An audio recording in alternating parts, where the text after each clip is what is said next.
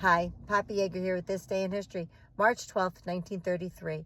President Franklin Delano Roosevelt broadcasts his first fireside chat.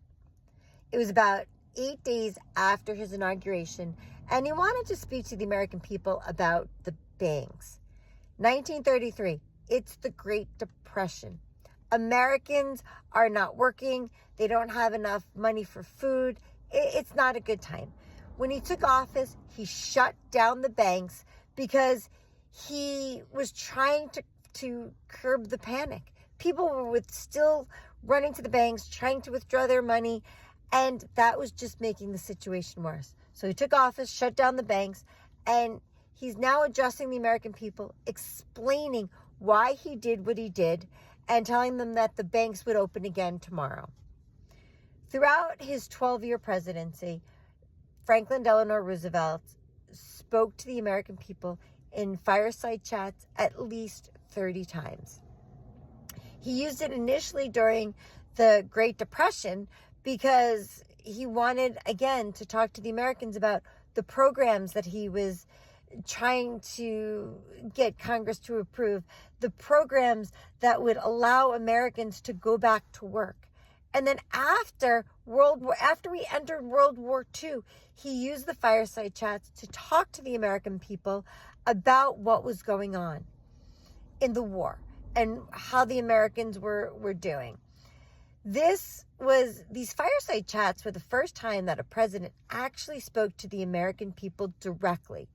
Before FDR and his fireside chats, when presidents wanted to speak to Americans, they would speak through a spokesperson or the media. FDR entered people's homes. By broadcasting his speeches, people for the first time could sit at home around their fires and listen to the president. He had his fireside chats. It was comforting to the American people. Now we have a president who has complete access to the American people all the time, and unlike FDR, Trump is completely unhinged. He does not think about what he's saying. He does not try to bring the Americans together. Unlike FDR, Trump is exceptionally divisive. All he's talking about is what he wants, what he's going to do, how great he thinks he is. Very different from FDR. When FDR spoke to the American people, he used language that most Americans could relate to. He was aware that most Americans were not as well educated as he was. So he kept his language simple, using phrases that everybody would be able to understand.